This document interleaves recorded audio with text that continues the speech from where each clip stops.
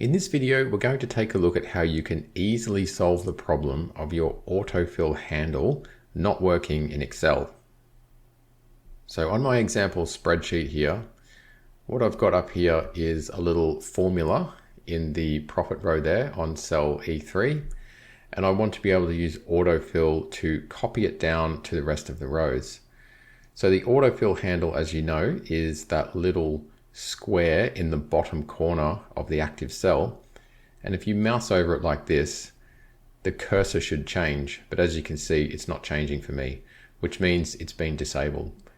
So to fix that, all you need to do is go to File in your menu, and then go down to Options, and then go to Advanced, and then just check this box that says Enable Fill Handle and Cell Drag and Drop.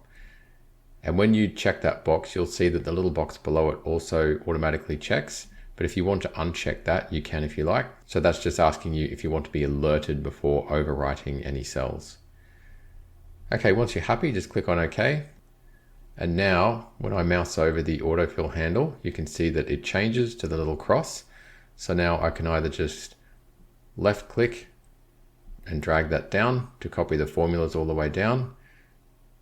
Or if I undo that and I go back up and I just double click on it, it will automatically copy all of the formulas down. So as you can see, my autofill handle works now. So just go ahead and check that setting if your autofill handle is not activating in Excel.